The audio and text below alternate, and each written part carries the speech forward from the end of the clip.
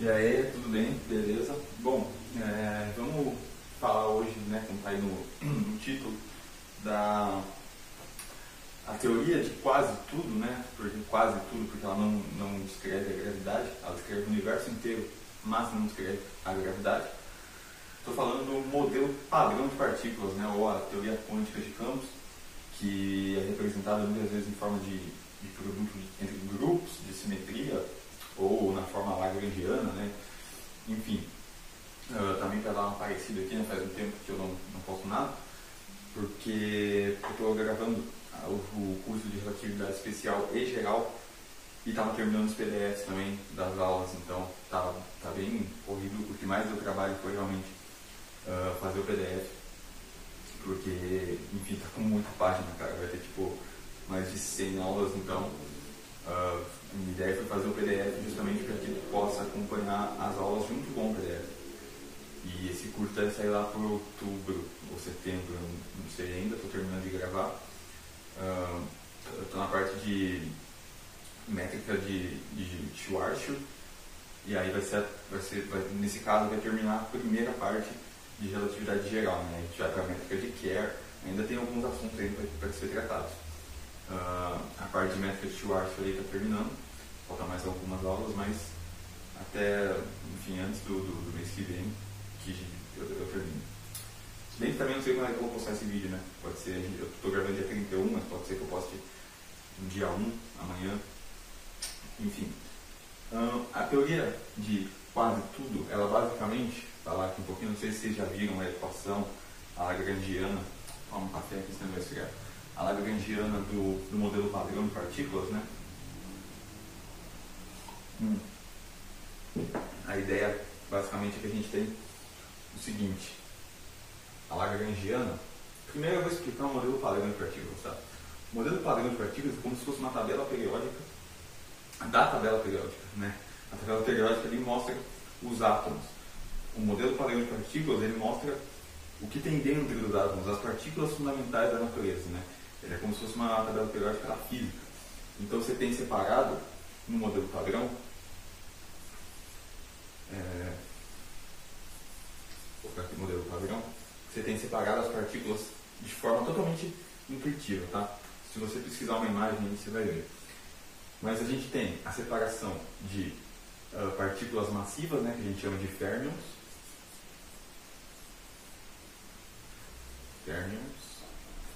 E os bósons, né? Os bósons. Os bósons são basicamente os intermediadores da força, né? O que faz, enfim, eu vou explicar isso aqui, eu vou explicar os férmions primeiro. São as partículas que têm massa. Então, tá aqui os quarks, né? Vou colocar um Qzinho aqui. São quarks e leptons. Escrever. Quarks e leptons, tá? Qual a diferença entre quarks e leptons? A principal diferença, na verdade, é que os quarks eles só interagem com a força forte, que o responsável pela força forte é um bóson chamado de gluon, né? Mas esse cara aqui, os quarks eles são separados em classes também, né? Você tem a classe de quark up, que é o up, aí você tem seus derivados, né? Que são os mais pesados, os mais massivos.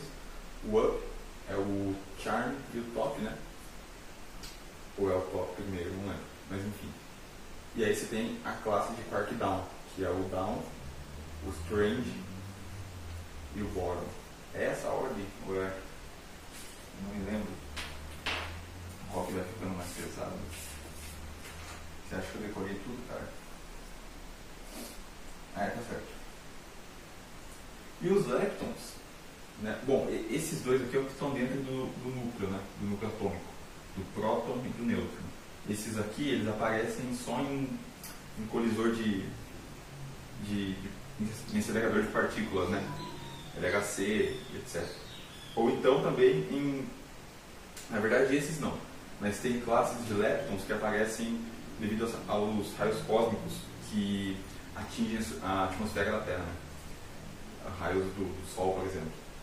Os leptons eles são separados em elétrons e seus derivados, que são o elétron, o muon e o tau.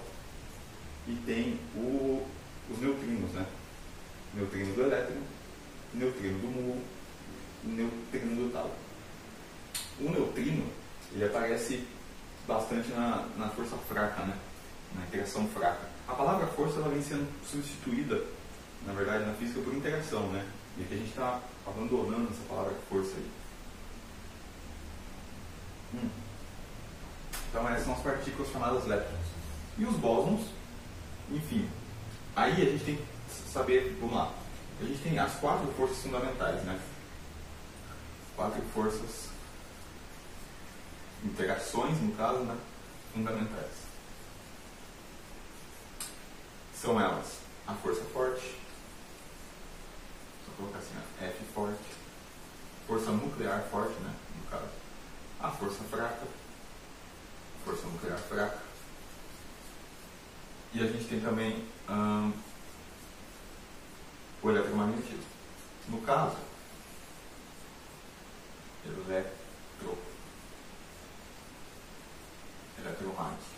eletromagnetismo, e tem a gravidade, né? Só que essa daqui não está incluída no modelo padrão, inclusa no modelo padrão. Gravidade. Eu não consigo falar isso, perdão, no tempo. Essa aqui tem um bóson hipotético para ela, para o gráfico, mas a gente já vai falar. Os bósons, né? Então são os responsáveis por essas interações aqui, é o que faz o intermédio ali das interações. Então, a força fraca, forte, né?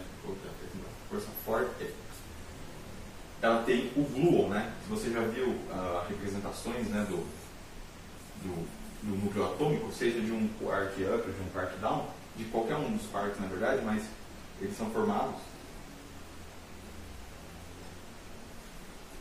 Os núcleos são formados por quarks, né? E esses quarks aqui, como que eles conseguem ficar estáveis aqui dentro? Justamente por causa da força forte. A força forte não recebe esse nome à toa, tá? Ela é, dessas 4 forças, ela é a mais forte. A força nuclear forte. E esses caras aqui aí tem a ver com a cromodinâmica quântica, não sei se todo mundo já ouviu falar, mas a cromodinâmica quântica fala que ela dá uma espécie de, ela dá cores, né, aos gluons, e esses gluons, eles é como se fosse um elástico que amarra estes quarks aqui dentro, e quanto mais se você tenta tirar, por exemplo, um quark para fora, né, pensa no elástico, você vai puxando ele vai ficando mais resistente. Então, quanto mais você tenta puxar, mais resistente fica. De tal forma que, se você tiver energia suficiente para tirar esse cara fora, a energia para isso, liberada, cria um outro cara aqui dentro, para manter esse cara estável, e aqui é criado um meson, tá? Para você ver. Então, basicamente, é por isso que a gente não consegue ver quarks livres, né, na natureza. Não existe um quark sozinho. E esse cara aqui rapidamente decai. Tá? Então a gente tem um gluon aqui que fica fazendo esse intermédio. E para a força fraca, a gente também tem um bóson que na verdade a gente tem 3 bósons, que seriam o W+, o menos e o bóson Z. Para o eletromagnetismo a gente tem o fóton, e para a gravidade tem um hipotético que seria o gráviton, mas ele não foi detectado.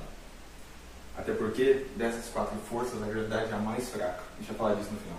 A gravidade, comparada com a força forte, ela é 10 elevado a 40 vezes menor, tá? A gravidade é uma força. É fácil ver isso. Se você pega a equação de Einstein da relatividade, esse valor kappa aqui, essa constante, ela é da ordem de 10 a menos 43. O que isso significa? Significa que para uma curvatura, para ser percebida, né, uma curvatura no espaço-tempo, é necessário, né, então se eu pego uma curvatura no espaço-tempo, é necessário muito tensor de energia-momento. No caso, muita energia, muito momento, né, muita fonte de energia e momento. Então, para compensar isso aqui, né, a questão de a gravidade é uma força muito fraca, a gente não sabe por que ela é a mais fraca, por que ela é tão fraca assim. Tá? Então, 10 elevado a 40, por isso que a gente talvez nunca tenha detectado o gráviton também. Tentar detectar o gráviton no meio dessas outras interações aqui, é tipo você tentar subir numa balança e tentar medir uma poeira que está no seu corpo em relação ao seu peso. É tipo teria que ser muito precisa essa balança. E é a mesma coisa com o acelerador de partícula, né? Ele é preciso, mas não é esse nível, né? De ignorar o resto das forças que ocorrem e chegar na mais fraca para detectar o grado. Então, vamos falar da Lagrangiana do modelo padrão. Minha ideia é só falar de coisas qualitativas aqui, né? Sem muita. Passar uma ideia, a gente vai tomar um papo também, faz tempo que eu não apareço. E aí o que acontece? Dado o modelo padrão, você tem todas as partículas lá, tem o bóson de Higgs também, que eu esqueci de falar, que dá massa para as partículas, né? A gente vai entender. Mas a gente pode entender a equação de tudo, ou quase tudo, da seguinte forma aqui, ó. Eu vou explicar cada termo. Eu vou colocar LSM de Standard Model, né, no modelo padrão. Ela é menos 1/4 de F mini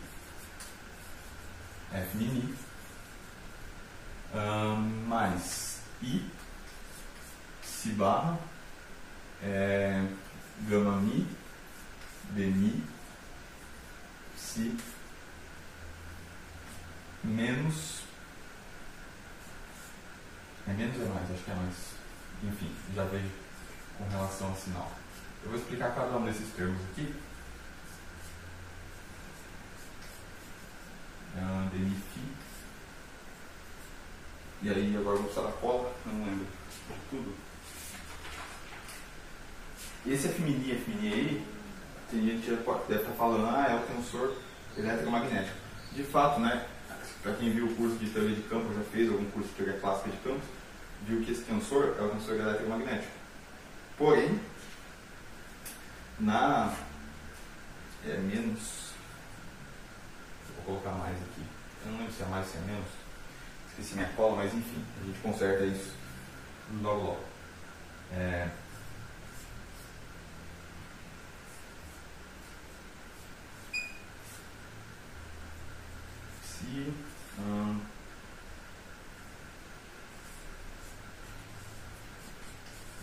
Eu vou explicar todos eles. Vamos começar um por um, então. Vamos começar pelo F mini. Nesse caso, nessa forma resumida, nessa equação aqui simplificada, de tudo que isso aqui é simplificado, tá? Essa equação, quando você abre, ela fica desse tamanho aqui, tá bom? Escrevendo todas as interações, com exceção da gravidade. A gente também não está considerando massa do neutrino aqui, porque colocar a massa no neutrino é uma coisa complicada. Inclusive, não sei se todo mundo já viu, mas a teoria também, a teoria do modelo padrão, vou colocar aqui, ó, SM, muitas vezes ela é representada dessa forma aqui, ó. Ela é SU3 cross SU2 cross U1. Só que são grupos de simetria, tá? Não vou entrar em detalhes do que são esses grupos de simetria. Posso fazer um curso de teoria de grupos depois do de relatividade. Se você quiser estudar sobre grupos de simetria, eu posso te recomendar um bom curso, eu vou deixar aqui na descrição, do professor Elael Neto, tá? Enfim, basicamente, esse grupo de simetria aqui está associado a QCD, que é a cromodinâmica quântica, tá? Que trata da força forte. Esse grupo de simetria aqui está associado à força fraca, o weak force. E aqui o U1 a gente tem o eletromagnetismo, né? São grupos de invariantes de gauge. Aqui, aí o que acontece? Tem uma teoria que unifica esses dois caras aqui.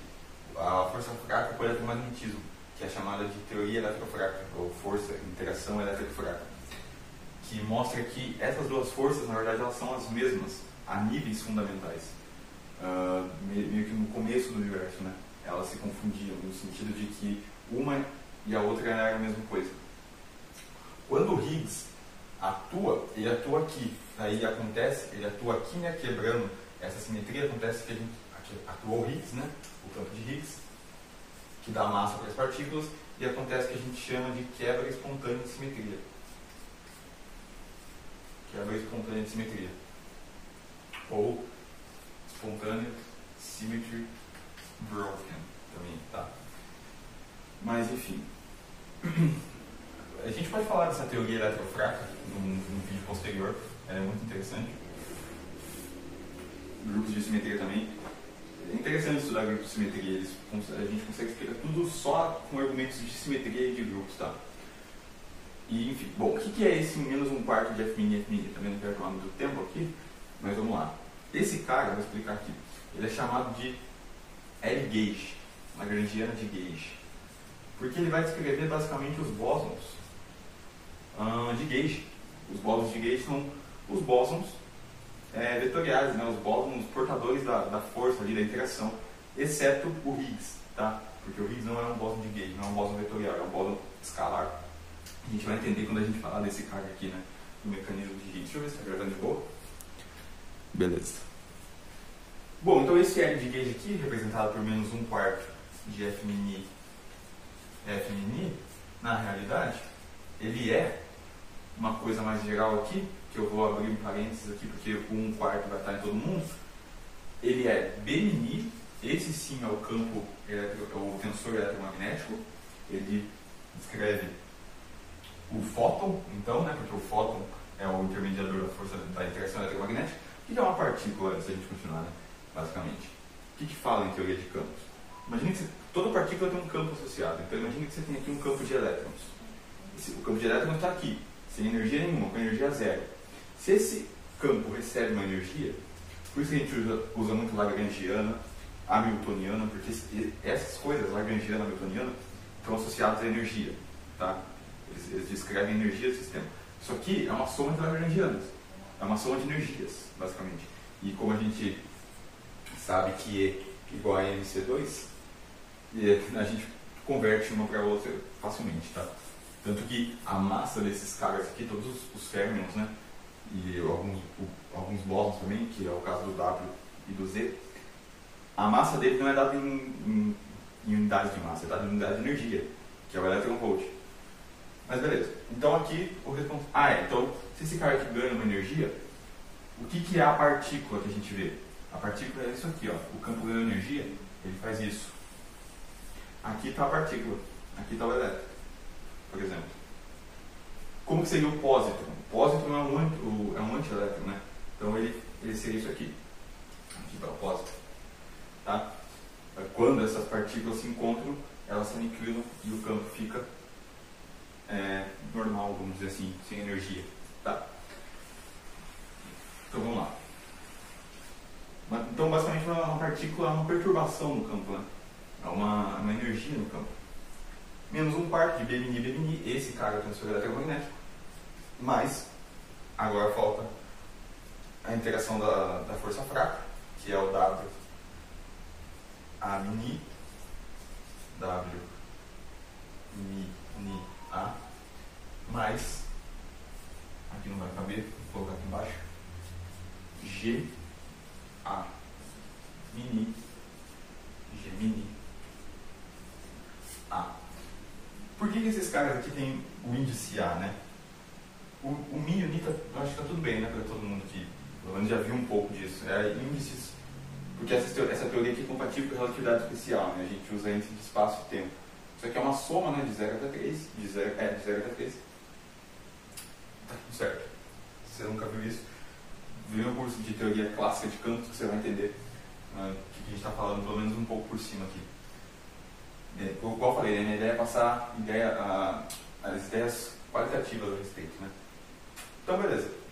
Esse cara está descrevendo por que esses caras aqui têm A e esse daqui não. Porque o fóton, para o campo eletromagnético, só existe o fóton como o intermediador da força. E fóton não interage com ele mesmo. O fóton ele é uma partícula que não interage com outros fótons. Diferente da força fraca, que você tem, por exemplo, um nêutron aqui, esse nêutron vem, ele pode virar um próton, como na emissão de um W menos, eu acho que é menos, e de um anti. Esse W menos aqui ele decai bem rápido, liberando um neutrino, um antineutrino do elétron, e um elétron. E esse W aqui, o bóson W, né, tanto mais, tanto menos e o zero, eles interagem consigo mesmos. São, né, você tem, por exemplo, diagramas de Feynman como esse, que mostram, por exemplo, um W menos e um W mais interagindo, né? E, bom, assim como a força forte. No caso da força forte, o W da força fraca representa a carga do bóson, né? Então você tem a carga do W+, o W- e tem neutro, que é o Z0. Nesse caso aqui, as cargas do gluon, da força forte, né, elas são cores, né? Daí de novo a gente entra na QCD, na cromodinâmica quântica.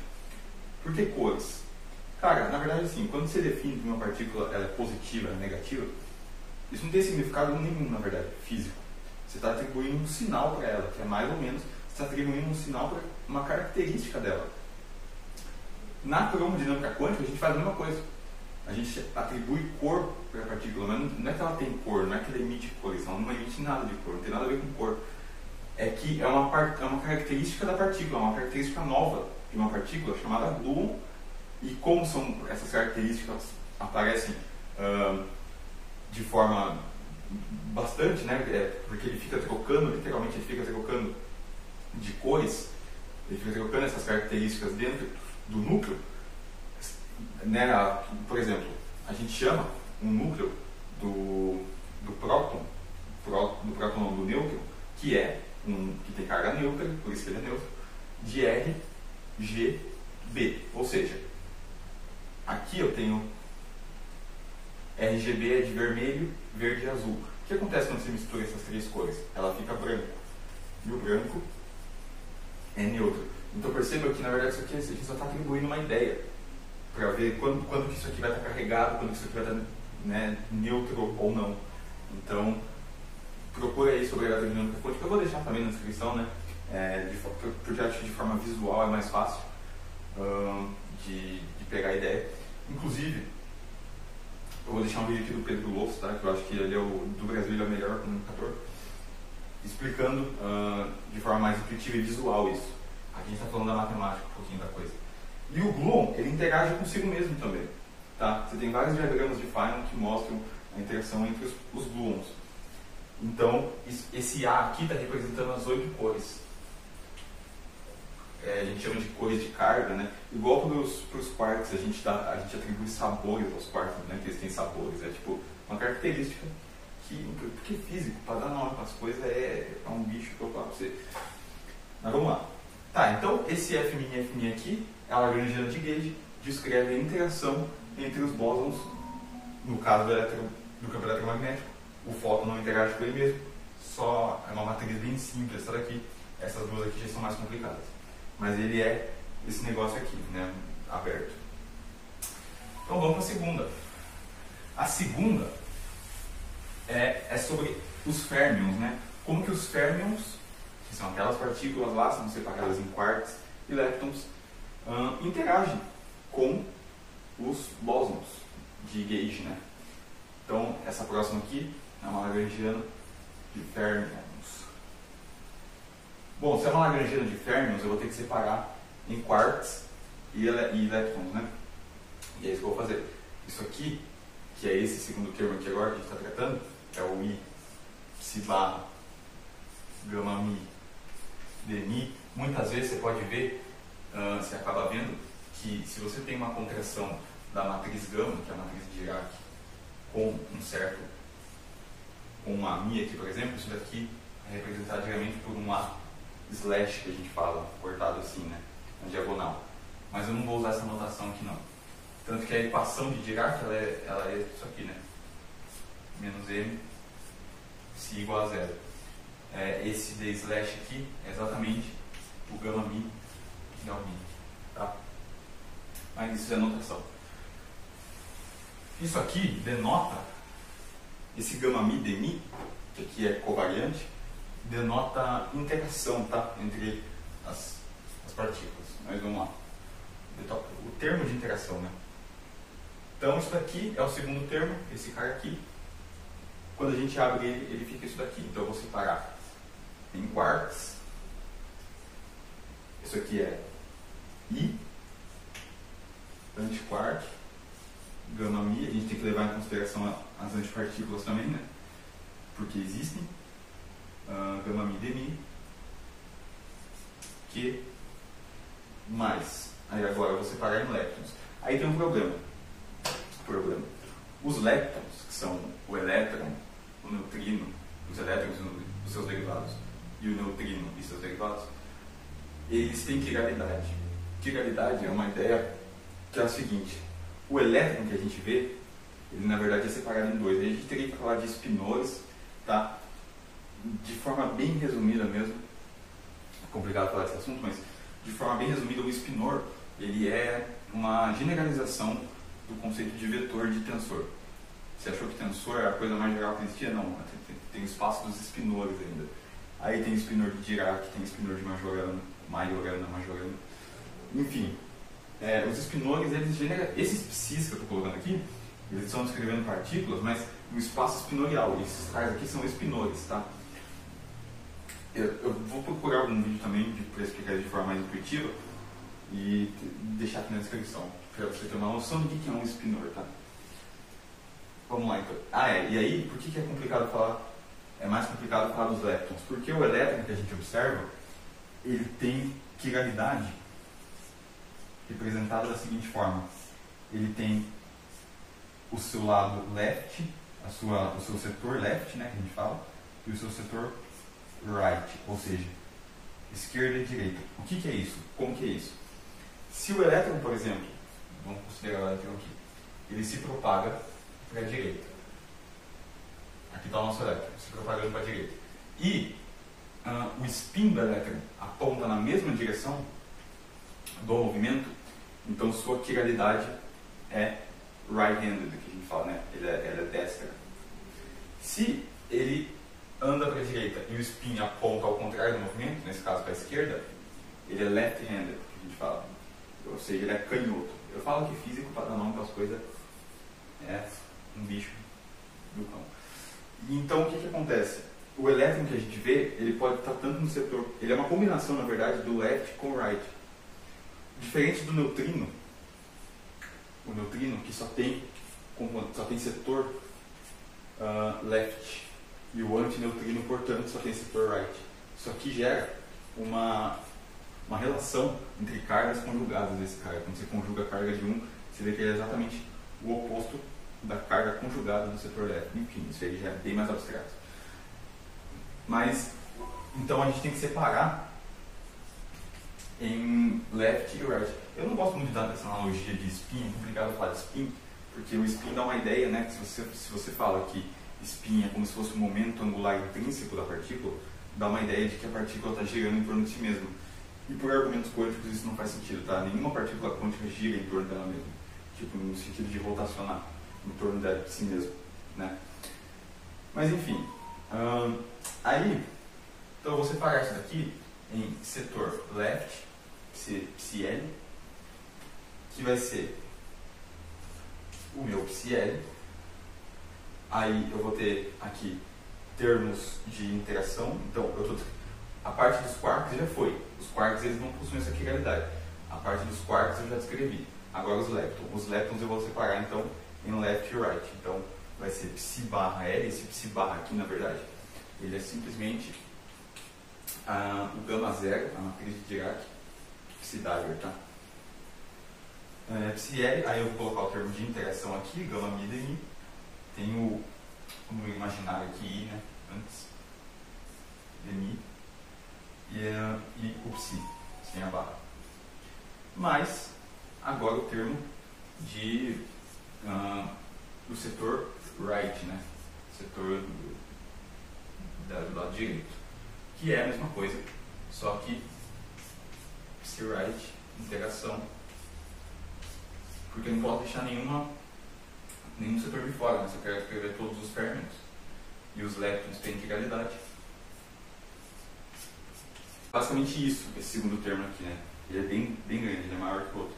Então ele separa Ele descreve férmions e a interação dos férmions com os bósons de Gauge, que é essa lagrangiana aqui. Tá? Esse termo aqui é o que acopla, né, um ao outro. Esse termo aqui é o termo de interação. Tá? E aí, beleza. E aí eu tenho que separar os leptons devido dada a sua quiralidade aí, né? Se ele é, porque se eu estiver escrevendo um neutrino, por exemplo, um neutrino que só tem lado left, eu não preciso disso daqui.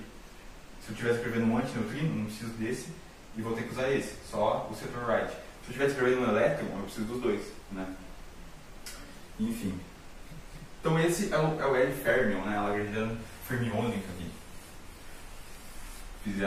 Analisamos o segundo termo. Então, o primeiro termo descreve só os bósons de Gauge, o segundo descreve os férmions e suas interações com os bósons de Gauge. E agora falta a gente falar aqui deixa eu apagar isso aqui também. Falta a gente falar do terceiro termo aqui, né? Que eu acho que o mais simples, que ele não pode ser abertamente isso daqui, no nosso caso, mas ele é o mais interessante, cara.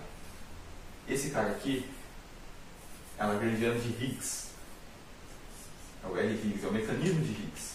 O que faz o mecanismo de Higgs, cara? É esse dmi aqui, esse φ é o campo de Higgs, φ dagger, φ dmi, φ menos o de φ. O campo de Higgs é o único campo que tem potencial, tá? Isso faz com que o Higgs interaja com ele mesmo. Se o Higgs interage com os outros campos e gera massa para as partículas, que basicamente assim, só ver se eu estou esquecendo de nada, o Higgs, o campo de Higgs, né, ele oferece uma certa resistência às partículas, certo? Então, aos bósons no caso. Esse termo aqui, ó, esse termo aqui, del mi φ dagger, del mi dmi φ, esse é o responsável por dar massa aos bósons W+, W- e Z. Inclusive, teve uma medição recente, uma medida recente, acho que foi mês passado, faz um mês isso aí. Mediram a massa do W+, um pouco mais pesada, ele é um pouco mais massivo do que o modelo padrão previa. Tá? E, bom, eu vou deixar isso aí também na descrição, vai ter um monte de link na descrição.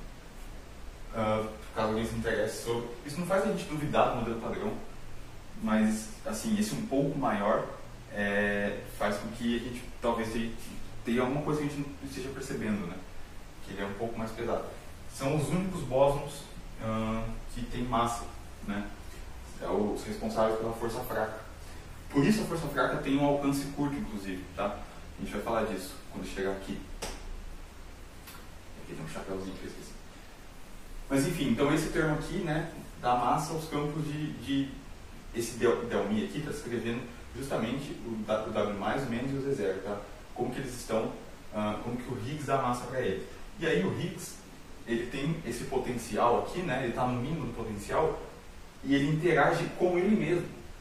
Significa que o campo de Higgs, a gente tem vários diagramas de Feynman, mais ou menos como se fosse isso daqui, que mostram o Higgs. O Higgs ele é representado por tracejado, o Higgs interagindo com ele mesmo, né? Aqui está a parte de interação.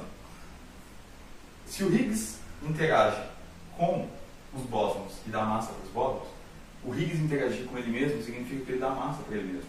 O Higgs tem uma massa da ordem de 125 gigaelectronvolt, 125 GeV, considerando ser quadrado, considerando a velocidade da luz igual a 1, né, e igual a h barra também, que é padrão a gente fazer isso. Mas por conta dele interagir com ele mesmo, ele dá massa para ele mesmo. O próprio bóson de Higgs, a partícula bóson de Higgs, ela tem massa. Inclusive, é aqui que entra o mecanismo de Higgs, que faz a quebra espontânea de simetria que eu falei. Porque no início do universo, a gente conseguiu unificar as duas teorias, né, que são a teoria da eletromagnetismo e da força fraca, numa só. Aí aparece, né, cerca de, acho que acima de 246 gigaelectronvolt de energia, isso é quebrado. Essas duas forças elas se separam como se fossem forças diferentes por causa do Higgs, porque o Higgs dá massa para esses bósons aqui. E aí elas já não são descritas da mesma forma.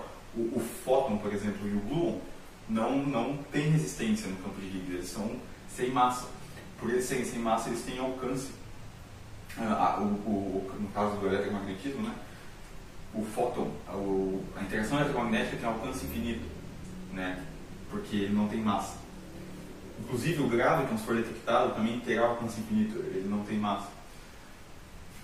E a gente vai discutir isso daqui a pouco. Mas essa é a parte da Lagrangiana que eu acho mais interessante, que é o mecanismo de Higgs. Então, essa Lagrangiana aqui descreve como que o Higgs, esse termo aqui descreve como que o Higgs dá massa para as partículas, tá? E como que ele dá massa para ele mesmo também, né? Por causa do mínimo, desse mínimo de potencial aqui. Beleza? E aí falta o último termo aqui, o penúltimo, né? Tem esse HC aqui que é importante. O penúltimo termo que a gente chama de Lagrangiana de Yukawa. Foi um físico, agora eu não vou saber de que parte da Ásia, mas foi um físico asiático. Yukawa. Esse Yukawa aqui, ele pode ser aberto, essa Lagrangiana, né? Deixa eu só escrever ela do jeito que está aqui, que é psi barra, esse Y maiúsculo aqui, é um termo de acoplamento, que a gente chama de acoplamento de Yukawa. Ele tem esse nome porque, já que a gente escreveu o Higgs, ele vai mostrar como que as partículas, como que os férmions, né, as partículas massivas, interagem com o Higgs. Basicamente ele vai fazer isso. Ele vai pegar os férmions e mostrar como que os férmions interagem com o Higgs. Quanto maior for este termo de acoplamento aqui para cada uma das partículas, maior é a massa delas. Então, por exemplo, o quark-up tem um termo de acoplamento, enquanto os seus derivados, né, que são o charm e o top, tem um termo de acoplamento maior, porque eles são mais massivos. E basicamente, aqui eu vou ter que pegar, porque eu não me lembro como que era dada essa Lagrangiana. Deixa eu ver se eu anotei em algum lugar. Anotei. Vamos lá. Ela vai ser, bom, como ela descreve os férmions, né? Ela também vai separar em quarks e leptons, já que isso que são os férmions, né? Então isso aqui é menos, aí aqui eu vou escrever os leptons, L barra, E barra. Os leptons, mais uma vez, tem que separar em quiralidade, tá? E aí tem os termos de quark, as constantes de o termo de acoplamento. Aí aqui eu estou escrevendo todas as classes de quark down, tá? São as três classes de quark down, interagindo com o Higgs, né? Acoplado com o campo de Higgs. E aí falta o quark up, né? Que seria a mesma coisa que isso daqui, só que com só que a descrição do quark up e os seus três derivados, seus dois derivados no caso. Up. Aqui é. Beleza. Basicamente ele faz isso. Então, quanto maior for esse cara aqui, ó, vamos pegar lá o quark down. O quark down tem um acoplamento aqui com o Higgs. Se eu colocar no lugar do quark down o seu derivado, que seria o strange, por exemplo, ele vai ter um acoplamento maior, significa que ele tem mais massa. E se você for ver no modelo padrão, ele tem uma massa maior mesmo, né? Mas isso aqui já está colocando para a gente toda a interação aqui de todas as classes, tá? Você escrever uma por uma, a não ser que você vá literalmente abrir a equação igual está aí, né? Que você tem que somar tudo. Então isso aqui, assim, ainda está bem simplificado, né? Isso aqui está bem simplificado. Se a gente fosse colocar tudo que a gente viu aqui, ia ficar melhor ainda. E tem esse termo HC aqui, né? O que é esse HC? Esse HC descreve essa mesma coisa aqui da Lagrangiana de Yukawa, que é como que os férmions se acoplam ao Higgs, só que para as antipartículas, né? Que a gente sabe que elas existem. Então, o pósitron, que é o antielétron, né? Então, o pósitron, o antineutrino, os antiquarks e tudo mais, tá bom? É isso, então a gente teria uma lagrangiana, a gente poderia ter mais de um HC aqui, né, que são os termos de conjugado hermitiano que a gente fala. Poderia ter várias lagrangianas aqui de conjugado hermitiano que faz o mesmo papel que esse, só que para as antipartículas, tá? E a gravidade, aí que entra a grande questão, né? Como que a gente coloca essa equação aqui? Bom, por enquanto, né, a gente... Bom, aí tem duas teorias em aberto, né? Que são a loop quantum gravity. Antes, né, a teoria do modelo padrão, ele também tem alguns problemas além desse daqui, de não conseguir escrever a gravidade, porque como eu falei, se a gente fosse classificar por forças, em ordem de forças, vamos supor que, vamos lá, a força forte, vou considerar a unidade de força aqui igual, ela estaria em primeiro, então ela tem uma unidade de força, tá? A força, o eletromagnetismo, né, ele teria unidade de força 1 sobre 100, ou seja, ele é 100 vezes menor do que a força eletromagnética, né, é 100 vezes menor do que a força forte. A força fraca, a interação fraca, né, a interação fraca, ela seria 1 sobre 10 a 5. 1 sobre 10 a 5 da força forte. Olha só. E a gravidade, ela é 1 sobre 10 a 40. 1 sobre 10 a 40 da força forte. Então é aquela analogia que eu falei da balança. E você está medindo uma poeira, né, cara? Assim, ela é muito fraca. A força da gravidade é muito fraca. A gente percebe isso porque a gente vê que tem que ter muita massa para ser percebido. Você pega aí um corpo celeste, só corpos desse tamanho, que fazem o Gemini, né, que é a curvatura, ser o Gemini, né, no caso, esse Gemini aqui, ele é R mini menos 1 meio de R Gemini, né, equação. Ou seja, você precisa de muita fonte de energia e momento para gerar uma curvatura no seu espaço-tempo. E aí, tem uma outra forma de escrever isso aqui também. Deixa eu apagar aqui. A equação de Einstein, a equação da relatividade, né, que também é uma equação de campo. Então, quando você leva em consideração a constante cosmológica,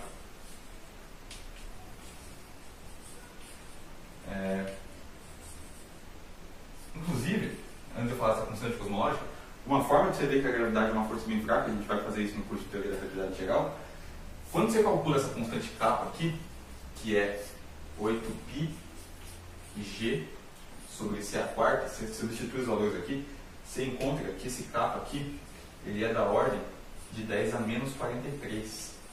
A própria constante de proporcionalidade aqui está falando para a gente que para esse cara aqui fazer efeito, você precisa de muita fonte de energia e momento. Eu acho que ele é 2,07 vezes 10 a menos 43. É uma coisa muito pequena essa constante aqui. É fácil de ver, né? Porque G é da ordem de 10 a menos 11, C a quarta é da ordem de 10 a... vai ficar 3 vezes 10 a 8, né? Vai ficar 10 elevado à quarta. Isso aqui fica 81 vezes 10 a 32. Fica um negócio gigante, né? E aqui é muito pequeno, aqui é 10 a menos 11, né? Então, você faz esse quociente aí. Dá exatamente da ordem de 10 a menos 43.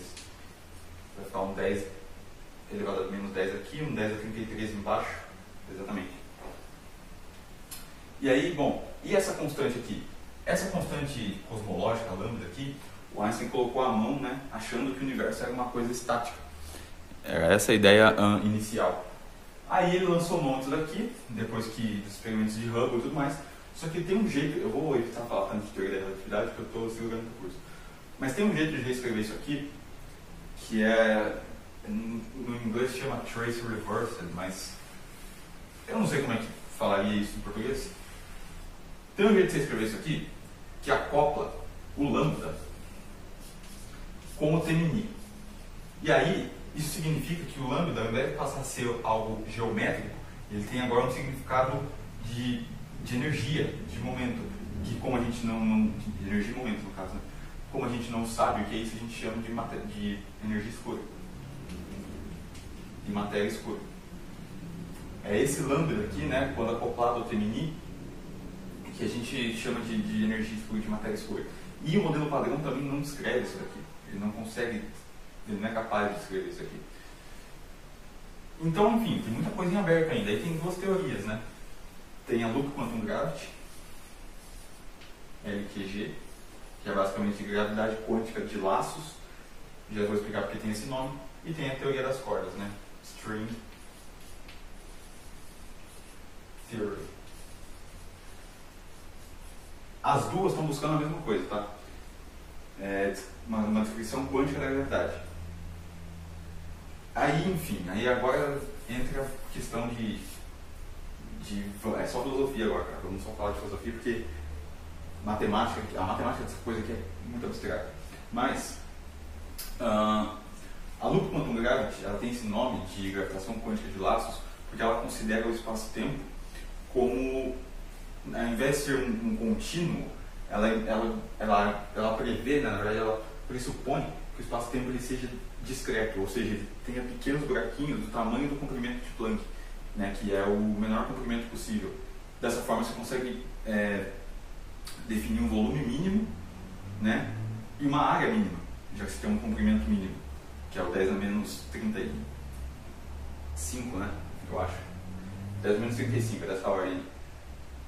E a Loop Quantum Gravity também tem um problema sério de tentar unificar, né, essa teoria quântica com a teoria da gravidade que a gente tem, é uma questão de dependência de fundo, dependência de background.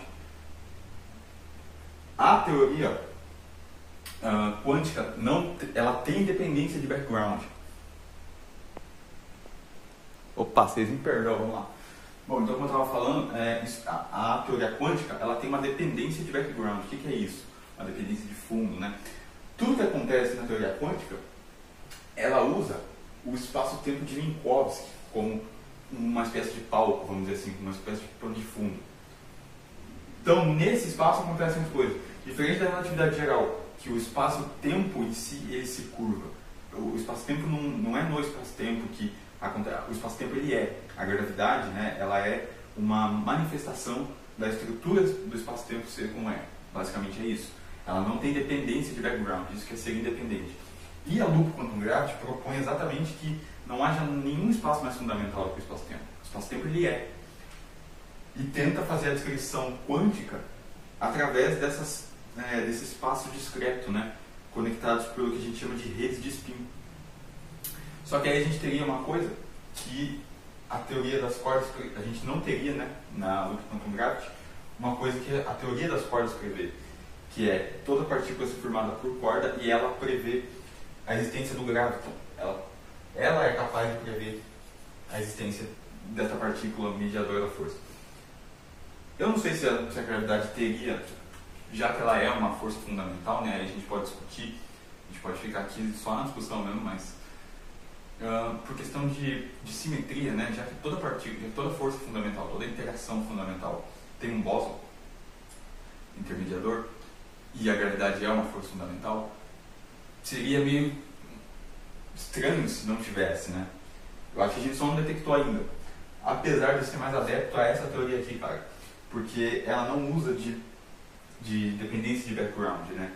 O espaço-tempo ser, a gravidade ser uma manifestação do espaço-tempo, da estrutura do espaço-tempo, faz muito mais sentido. E também, essa teoria aqui, a teoria das cordas, ela requer 11 dimensões extras.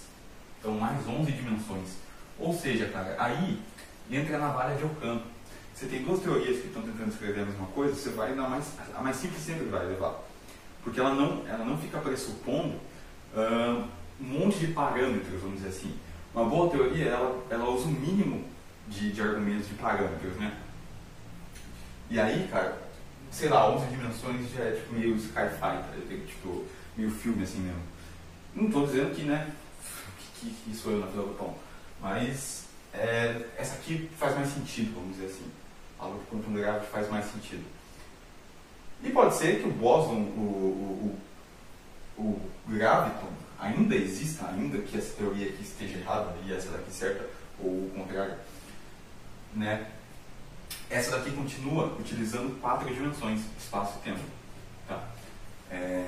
Tem também uma questão, essa daí eu achei na teoria das cordas, mas a questão da simetria conformal, né? Simetria conforme, enfim, que fala que nós estamos, na verdade, num espaço que é de anti-de Sitter e que, na verdade, tem 5 dimensões, mas aí, enfim, dá uma pesquisada aí para você ler um pouquinho sobre simetria conforme. Inclusive, se o graviton existe, ele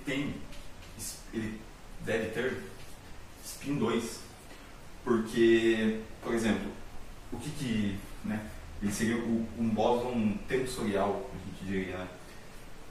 Todos os bósons de gauge que a gente tem, os bósons vetoriais, por exemplo, por que o fóton, por que o spin do fóton, ele é 1? Porque ele tem um tensor de primeira ordem aqui, que é a corrente, né? Que é, digamos que a fonte do eletromagnetismo. Ele tem spin 1. Por que o bóson de Higgs é um escalar, ele tem spin 0? Justamente porque o campo de Higgs é um campo escalar. O campo de Higgs, vamos supor que esse aqui é o campo de Higgs, ele tem um valor em cada ponto, mas a direção com que alguma partícula se move no Higgs não importa. Se importasse, se a direção, vamos supor que você tem um bóson W se movendo aqui no Higgs. Se o Higgs não fosse um campo escalar, a massa do bóson ia depender da direção que ele se move. Imagina que loucura, cara. Você está se movendo para cá, você tem uma massa. Se você se move para cá, você tem outra massa. Putz, ia ser complicadíssimo fazer uma teoria disso, cara. Mas então, nesse caso, como o bóson o campo de Higgs é um campo escalar, ele só muda de valor em cada ponto, mas a direção não importa. Então, o spin do Higgs ele é 0. Quem que seria a fonte da relatividade geral, da gravidade, né? Seria o Temini, que é um cara de 2 índices, que é um tensor. Então o spin é C2, automaticamente. E a velocidade com que o graviton viajaria, né, seria a velocidade da luz. Ele teria massa 0. A gente pode falar o porquê disso futuramente. E, bom, mas é isso. Espero que tenha dado para você pegar a ideia. São 2 teorias aqui em aberto. Nenhuma ainda teve bastante evolução já. Tem uma equação ali chamada equação de Wheeler-DeWitt, alguma coisa assim. Se você procurar em português, eu acho que não vai aparecer, porque material desse tipo de coisa em português, infelizmente, é muito difícil. Então acho que só na gringa mesmo. Mas enfim, checa aí a descrição. É isso aí, valeu, falou e fui. Posso fazer um vídeo, como eu falei depois, falando da teoria eletrofraca. É muito interessante também. Falou!